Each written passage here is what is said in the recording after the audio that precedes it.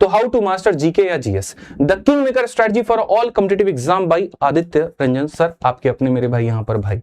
ठीक है, एक ऐसा विषय जो बच्चे की गले की हड्डी बन चुका है यहां पर, उसको हम किस तरीके से मास्टरी करेंगे, कैसे हम उसके ऊपर में सारी चीजें जानेंगे। सबसे पहला आ जाता है स्ट्रेटजी, प्रायोरिटाइजेशन और बाउंड्रीज यहां पर कि भैया आपको यहां प्रायोरिटाइज कैसे करना है।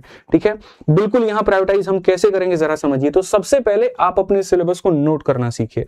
ठीक है, एक बढ़िया तरीके से एक ही बार मेहनत लगेगी, लेकिन जो महत्वपूर्ण बिंदु है आप उसको नोट करना सीखिए, उसको आप यहां पर लिखना सीखिए। उसके साथ में अपनी प्रायोरिटीज को बनाइए कि मुझे इसको कैसे खत्म करना है। हाई टू लो वेटेज के ऊपर में मूव करिए, लो टू हाई पर मत खत्म करिए। इंसान की आदत है कि वो छोटे छोटे काम को पहले निपटाना चाहता है और बड़े कामों को बाद में छोड़ देता है। बड़े टॉपिक जिससे ज्यादा क्वेश्चन आते हैं उसको बाद में पढ़ेंगे, क्यों? क्योंकि बोरिंग लगता है, और आसान टॉपिक पहले पढ़ लेते हैं। इसके कारण होता क्या है कि आप 10 बार रीस्टार्ट करते हैं, 10 बार आसान टॉपिक पढ़ते हैं और सिर्फ उसी के लूप में रह जाते हैं और कभी महत्वपूर्ण टॉपिक पे बढ़ ही नहीं पाते, और इसीलिए बाकी लोग आपसे ज्यादा क्वेश्चन अटेम्प्ट करके पेपर में चले आते हैं।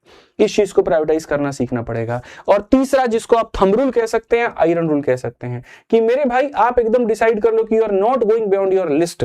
आसान भाषा में कि मेरे को इतना ही करना है और बार बार करना है, और मैं इस लिस्ट से यहां पर बाहर नहीं जाऊंगा।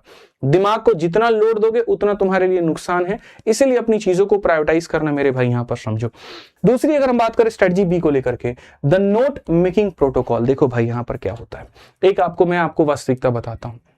ठीक है, मान लीजिए कि आज मेरा ये भाई है और मैंने इस भाई को यहां पर कहा कि जीएस की पढ़ाई शुरू कर दे। पहले दिमाग में बहुत मोटिवेट हो गया, हाईली मोटिवेट हो गया, और इसने पढ़ना शुरू कर दिया।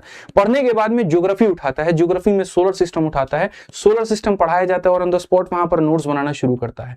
पहले दिन नोट्स बनाया बहुत सुंदर तरीके से 4 रंग के कलम का इस्तेमाल करके, दूसरे दिन और बेहतर नोट्स, तीसरे दिन फिर थोड़ा कम, चौथे दिन कम।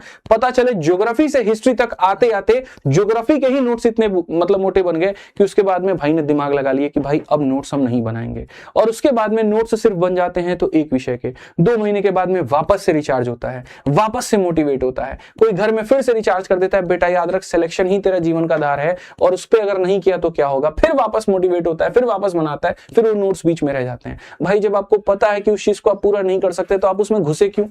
आपने अपना वक्त उसमें बर्बाद किया क्यों? पहले आप मुझे ये बताओ। क्या इससे बेहतर ये नहीं हो सकता था कि जो मेरे भाई यहां पर हमें पढ़ाई करनी थी, हम उसके नोट्स बना करके हम वीडियो के माध्यम से चले जाएं? जिस भी शिक्षक से आप पढ़ रहे हैं मेरे भाई, आप उसकी वीडियो को 2 से 3 बार देखें, और तब उसके बाद में अंत में फॉर्मूला बुक की तरह एक यहां पर आप अपने जो है छोटे छोटे जिस्ट आप बना लें, छोटे छोटे आप वहां पर चीजें कर लें।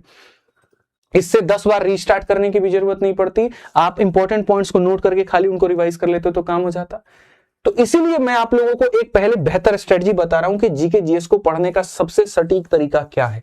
सबसे सटीक तरीका यह है कि आप पहले चैप्टर नंबर ए है, मान लीजिए आप पहले इसको पढ़िए, फिर उसके बाद में चैप्टर नंबर ए का रिवीजन कर लीजिए, फिर उसके बाद में चैप्टर नंबर बी पढ़िए, और जब रिवीजन करने जाएंगे तो फिर ए प्लस बी का दोनों का कंबाइंड रिवीजन करिए।